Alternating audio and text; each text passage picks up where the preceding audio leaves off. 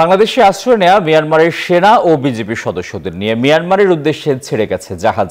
সকাল 7টায় কক্সবাজারের ইনানি জেটিঘাট ছাড়ে জাহাজটি।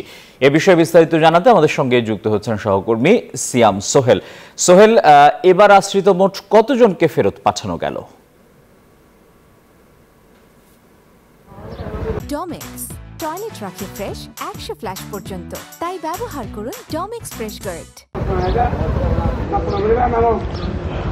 ধন্যবাদ আসিফ। আসলে আজকে 288 জনকে ফেরত পাঠানো হয়েছে। আপনাকে বলে রাখি, আমি আছি কক্সবাজারে যে নুনিয়াচাটা বিআইডব্লিউ যে ঘাট, সেখানে একটু আগে অর্থাৎ 7টার দিকে যেই সিনডুইন যে জাহাজটি এসেছে সেই জাহাজটি বঙ্গোপসাগরে অবস্থান করছে এবং এখান থেকে কর্ণফুলী জাহাজে করে তাদেরকে সেখানে নিয়ে যাওয়া হয়েছে।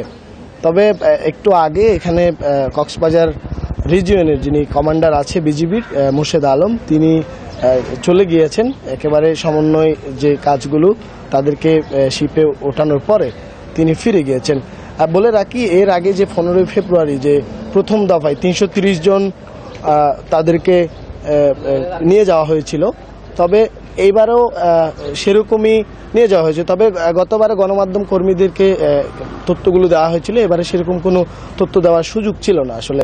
তবে আজকে ঠিক 6টার দিকে নিয়ে যাওয়ার কথা ছিল, তবে সেটি 7টার দিকে হয়েছে। এই ছিল আমার কাছে সিয়াম, আপনাকে ধন্যবাদ।